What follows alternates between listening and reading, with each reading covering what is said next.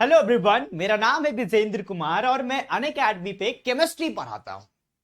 और हर साल आप जैसे हजारों बच्चों को गाइड करके पढ़ा के आईआईटी और एनआईटी में पहुंचाता हूं। अभी आपने जस्ट क्लास 10th पास किया होगा या पास करने वाले होंगे, तो ये वीडियो आपके लिए बहुत ज्यादा इंपॉर्टेंट है क्योंकि अब आप एक वैसे युद्ध की तैयारी करने जा रहे हैं जो एक दो दिन की तैयारी नहीं है, पूरे 2 साल की तैयारी है। आपको 2 साल अपने आप को तैयार करना है ताकि फाइनल डे आप अच्छा परफॉर्म कर सकें और अच्छा नंबर लाके अच्छी रैंक लाके आईआईटी और एनआईटी में सिलेक्शन पा सके। तो इन 2 सालों के बारे में जान लेना अभी से बहुत जरूरी है कि किस तरीके से पढ़ाई करें ताकि ये आपकी 2 साल की मेहनत बर्बाद ना हो। क्योंकि ये बात बिल्कुल सत्य है कि टोटल 10 लाख बच्चे एग्जाम देते हैं और उनमें से एनआईटी आईआईटी ट्रिपल आईटी मिला लिया जाए तो 30-40 हजार बच्चों का ही सिलेक्शन अच्छे कॉलेज में हो पाता है। तो बाकी बच्चे हो जाते हैं फेल, यानी कंपटीशन है टफ। तो पढ़ते तो सब हैं, मेहनत तो सब करते हैं, बट फिर भी इतने कम बच्चे सेलेक्ट क्यों होते हैं? आप कहेंगे टीचर्स टीचर्स भी लगभग सभी बच्चों को ठीक ठाक टीचर्स मिलते हैं, मेहनत भी सभी बच्चे करते हैं। प्रॉब्लम कहां आती है? प्रॉब्लम आती है उनकी प्लानिंग में, उनकी स्ट्रेटेजी में और गाइडेंस में। तो चलिए बिना टाइम बर्बाद किए डायरेक्ट पॉइंट पे आते हैं और बात करते हैं कि अब आपको अपनी तैयारी कैसे शुरू करनी है। तो जैसे आपने देखा होगा, जब आपका घर बना होगा या किसी का भी घर बना होगा तो सबसे ज्यादा ध्यान दिया जाता है उसके बेस पे, ठीक है, उसके नींव पे। अगर बेस स्ट्रांग है तो उस पे कितनी भी बड़ी से बड़ी इमारत खड़ी की जा सकती है, ठीक है। तो कई बार आपने ये भी देखा होगा कि जितनी आपकी हाइट है, आपकी हाइट से भी ज्यादा, मतलब एक घर के बराबर पूरा बेस बनाया जाता है। इतना स्ट्रांग बेस क्यों बनाया जाता है? इसलिए बनाया जाता है ताकि उसके ऊपर एक लंबी इमारत खड़ी करनी है। तो कॉन्सेप्ट क्या है कि आपको अपना बेस स्ट्रांग करना पड़ेगा।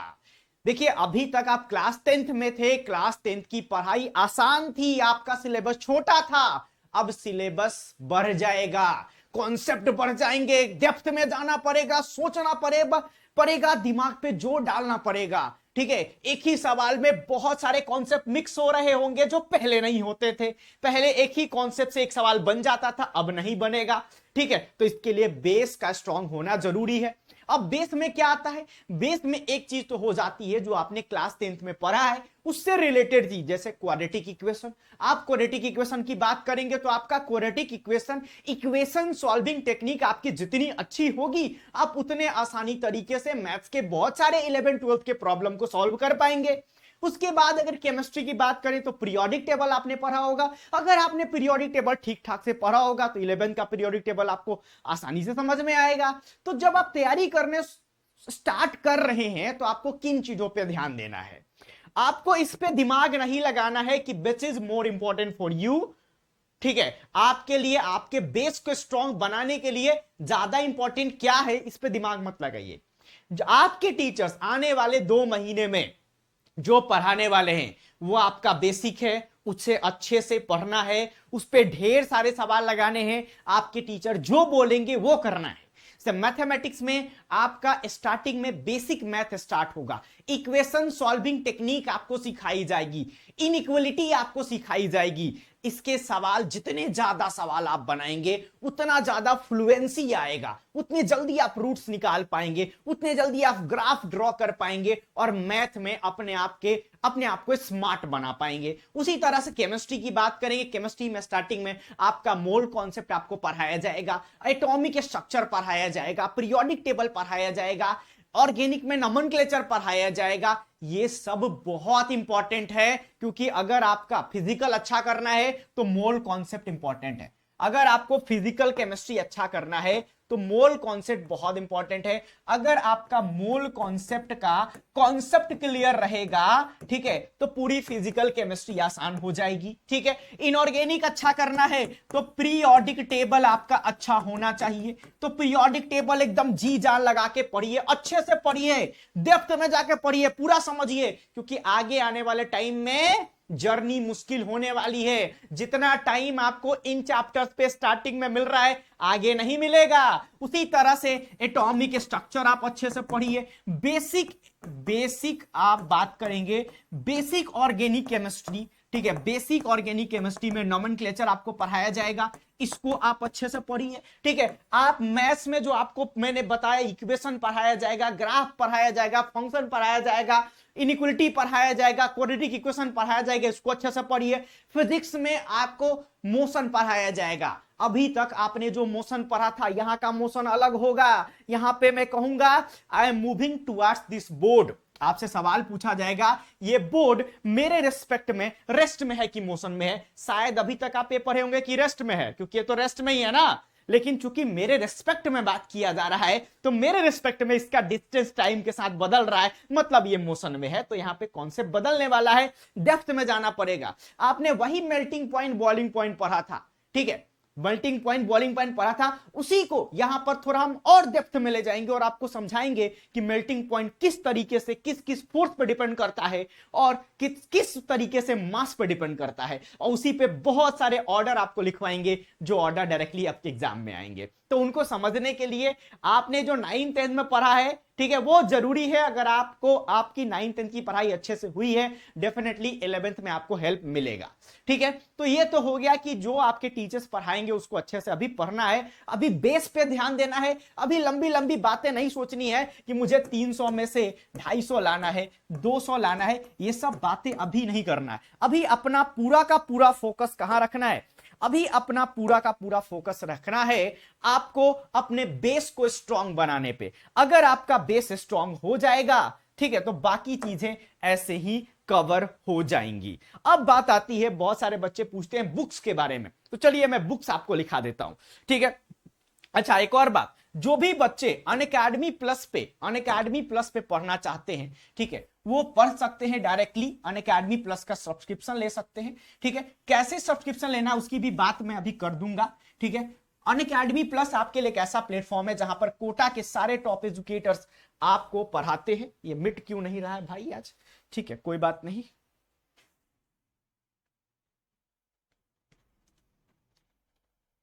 ठीक है, तो आप अनअकैडमी प्लस का सब्सक्रिप्शन लें तो सुपर 30 कोड जरूर लगाएं। ठीक है, कौन सा कोड आपको लगाना है? सुपर 30 कोड आपको लगाना है। चलिए मैं आपको बताता हूं, लिख के दिखाता हूं। ठीक है, अनअकैडमी प्लस पे आपको कौन सा कोड लगाना है? Use code super 30। मैं आपको जैसे बता रहा था कि 10 लाख में से 10 लाख बच्चों में से कितने बच्चे सेलेक्ट होते हैं? 30 से 40 हजार बच्चों को अच्छा कॉलेज मिलता है, तो बाकी बच्चे फेल हो जाते हैं। मतलब पर्सनल गाइडेंस बहुत जरूरी है। अगर आपको पर्सनल गाइडेंस चाहिए तो सुपर 30 कोड जरूर लगाइए। सुपर 30 वाली मेंटरशिप आपको मैं दूंगा। ठीक है, मैं एनआईटी हमीरपुर से बीटेक एमटेक कर चुका हूं, सुपर 30 के बच्चों को गाइड कर चुका हूं, सुपर 30 का मेंटर रह चुका हूं, तो वो गाइडेंस आपको मिलेगा। ठीक है, तो गाइडेंस आपको एक दिन 2 दिन नहीं चाहिए, पूरे 730 दिन, 2 साल में 730 दिन होते हैं, पूरे 730 दिन आपको गाइडेंस की जरूरत पड़ेगी। और वो गाइडेंस, वो आपका मेंटर, आपका बड़ा भाई बनूंगा मैं। बस आपको क्या करना है, अगर आप अनअकैडमी प्लस पे आ रहे हैं तो ये सुपर 30 कोड लगा लेना है, मैक्सिमम डिस्काउंट मिलेगा और पर्सनल गाइडेंस मिलेगी। अब बात कर लेते हैं बुक्स का। तो बुक की बात करोगे तो हम एक एक करके बात करते हैं। तो एक चीज कॉमन हो गया कि आपको सभी सब्जेक्ट में, ऑल सब्जेक्ट में एनसीईआरटी आप अभी खरीद लीजिए, ये एकदम कॉमन है, इंपॉर्टेंट है। दूसरा, आप अभी ये बच्चों को लगेगा कि बहुत जल्दी बता रहे हैं, chapter wise previous year question, ये आप अभी खरीद लीजिए। ठीक है, और एनसीईआरटी का एग्जाम्पलर भी आप अभी खरीद लीजिए। ठीक है, क्योंकि ये एक ऐसी चीज है जो आपको करना ही करना है। अगर आपको सिलेक्शन चाहिए तो इतना तो करना ही पड़ेगा, इसके अलावा कुछ और कर लिया तो बहुत अच्छी बात है। ठीक है, अब किताबें अलग अलग होती हैं, ऑर्गेनिक के लिए अलग, इनऑर्गेनिक के लिए अलग, रेफरेंस बुक अलग। ठीक है, तो एक और मैं कॉमन चीज लिखता हूं जो आप फिजिक्स केमिस्ट्री मैथ सभी के लिए है, सिंगेज की किताब आप ले सकते हैं। फिजिक्स केमिस्ट्री मैथ सभी के लिए पूरी सीरीज अच्छी है। ठीक है, आप ले लीजिएगा। नेक्स्ट, और ये प्रीवियस ईयर आप किसी भी पब्लिकेशन का ले सकते हैं अपने हिसाब से, अरिहंत का भी आता है, दिशा का भी आता है। नेक्स्ट, और क्या है? और कॉमन बुक की बात कर ले, सिंगेज हो गया, एनसीईआरटी एग्जाम्पलर हो गया, प्रीवियस ईयर क्वेश्चन हो गया, और एनसीईआरटी हो गया। और मेरे दिमाग में, अच्छा, प्रीवियस ईयर आपको मेंस का भी लेना है और एडवांस का भी लेना है, दोनों का आपको प्रीवियस ईयर ले लेना है। ये किताब हो गया। एक और किताब मैं मिस कर रहा था, चलिए अब हम लोग बात कर लेते हैं थोड़ा सा सब्जेक्ट वाइज बात कर लेते हैं, सब्जेक्ट वाइज और कौन कौन सी किताबों की जरूरत पड़ेगी। ठीक है, तो अगर हम लोग बात करें फिजिक्स में, फिजिक्स की बात करते हैं, फिजिक्स तो पहला किताब भाई अगर आपको IITian बनना है तो ये किताब तो पढ़ना ही पड़ेगा, SC वर्मा सर की किताब। ठीक है, दूसरी किताब आपकी इसमें आ जाएगी सिंगेज, आप ले लीजिए। ठीक है, और तीसरा DC पांडे सर की किताब भी आप ले सकते हैं प्रॉब्लम सॉल्विंग के लिए, प्रॉब्लम सॉल्विंग। स्टार्टिंग में आप मल्टीपल बुक लेके चल सकते हैं क्योंकि आपको अपना बेस स्ट्रॉन्ग करना है। मेरे हिसाब से फिजिक्स में ये तीनों किताबें सफिशिएंट है। ठीक है, एनसीईआरटी तो आपके पास है, प्रीवियस ईयर आपके पास है ही, उसके अलावा ये भी मिल गया, सफिशिएंट है। नेक्स्ट आ जाते हैं हम लोग, बात करते हैं मैथमेटिक्स की। देखिए मैथमेटिक्स में किताब आपके टीचर्स पे बहुत ज्यादा डिपेंड करता है। जैसे जैसे ही मैंने आपको बताया कि आपको इनइक्वलिटी पढ़ाया जाएगा, मोस्टली टीचर्स आपको वी गोबरोव की किताब आती है वो सजेस्ट करेंगे। तो जिस पब्लिकेशन से, जिस सीरीज में वी गोबरोव की बुक आती है उसी में आपको आती है एस एल लोनी। ठीक है, उसी में हॉल एंड नाइट का अलजबरा आता है। तो ये किताब आपको पूरा नहीं सॉल्व करना है, जैसे फिजिक्स में भी इरोडोव आपको पूरा नहीं सॉल्व करना है।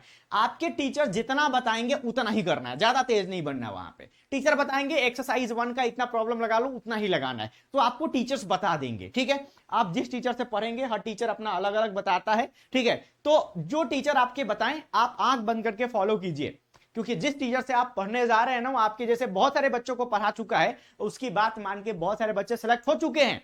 तो अगर आप भी उसकी बात मान लेंगे ना तो आप भी सेलेक्ट हो जाएंगे। ठीक है, तो मैं कॉमन बुक की बात कर लेता हूं। ठीक है, और दूसरा आपको बोर्ड भी थोड़ा ध्यान देना है, तो आप RD शर्मा भी रख लीजिए प्रैक्टिस के लिए। मैथ में ट्रिगोनोमेट्री आपको पढ़ाया जाएगा, ट्रिगोनोमेट्री पे बहुत अच्छा कमांड आपका होना चाहिए। ट्रिगो के बहुत सारे प्रॉब्लम आप सॉल्व करेंगे। ट्रिगो भी आपका बेसिक में ही आता है, थ्योरी ऑफ इक्वेशन पूरा बेसिक में आ जाता है, पूरा इनइक्वालिटी आपका बेसिक में आ जाता है, ग्राफ बेसिक में आ जाता है। ठीक है, तो एक और किताब आप लोग ले सकते हैं इसमें, प्ले विथ ग्राफ।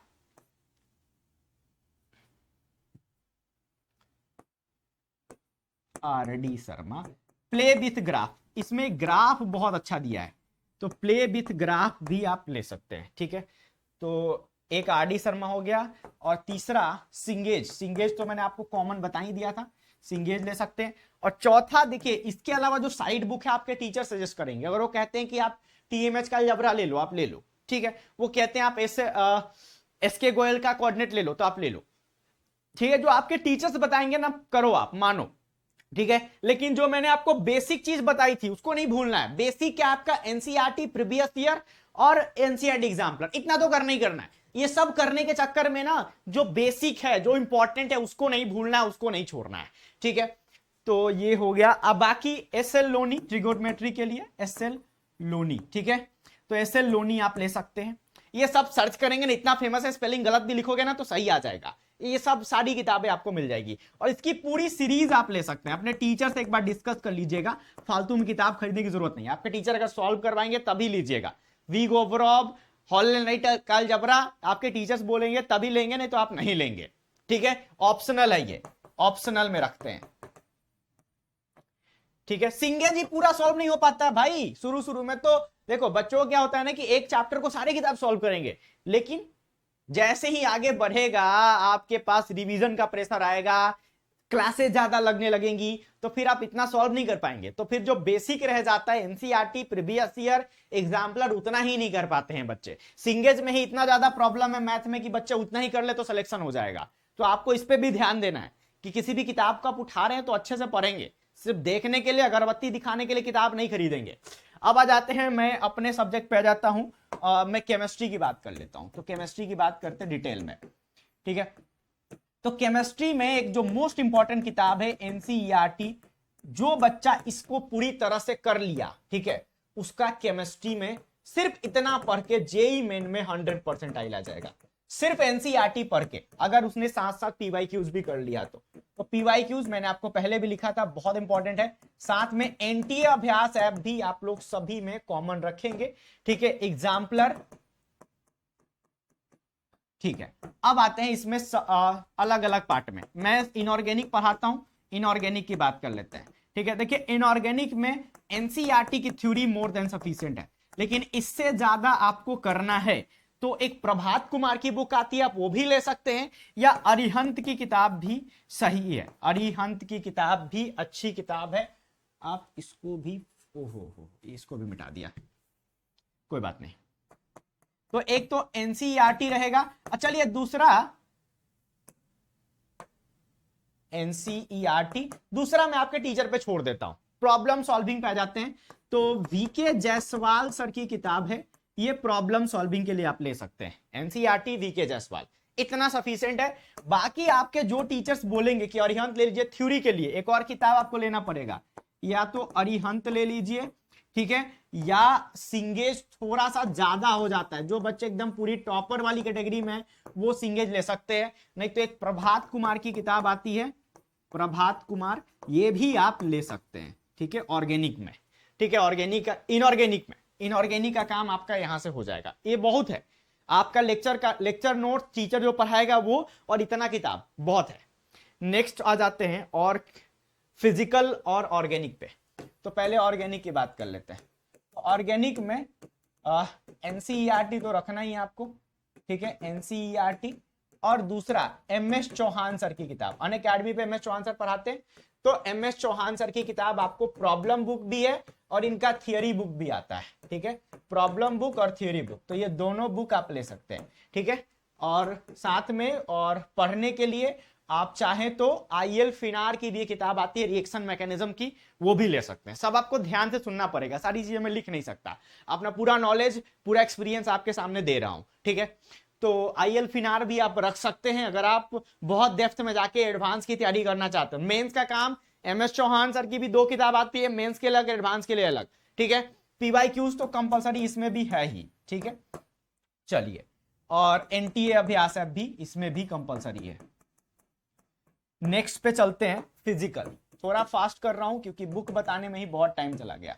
तो एक इसमें फिजिकल में पढ़ने के लिए एनसीईआरटी और आपके क्लास का लेक्चर नोट, और साथ ही साथ एन अवस्थी, एनए सर की बुक आप फिजिकल केमिस्ट्री में प्रॉब्लम के लिए ले सकते हैं, ठीक है।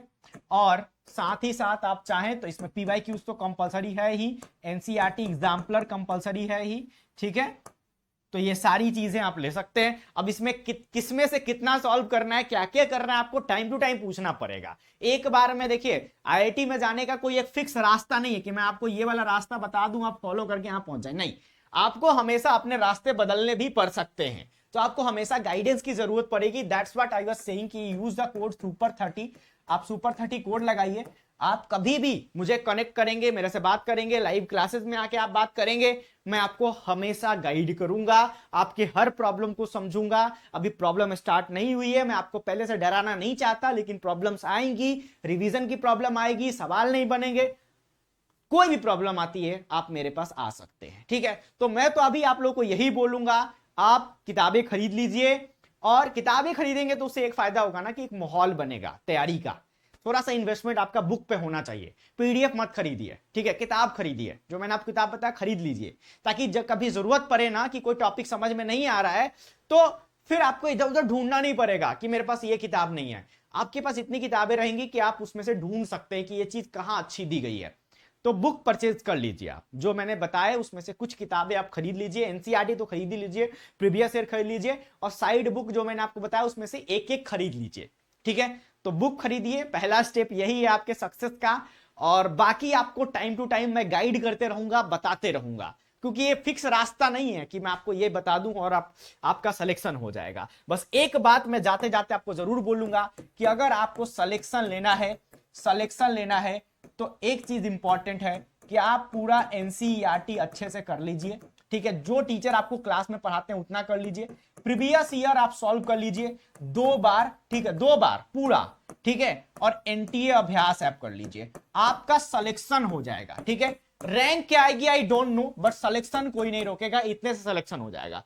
प्रॉब्लम क्या है कि टोटल 30 चैप्टर आपके फिजिक्स में है, ठीक है, 30 केमिस्ट्री में है और 30 मैथ्स में है, ठीक है। तो इतना ज्यादा सिलेबस है ना कि बच्चे किताब खरीद तो लेते हैं लेकिन कर नहीं पाते। बट मैंने भी आपको बोला आप किताब खरीदिए, स्टार्टिंग में खरीदना इसलिए जरूरी है तो साइड बुक का अपना अलग इंपॉर्टेंस होता है।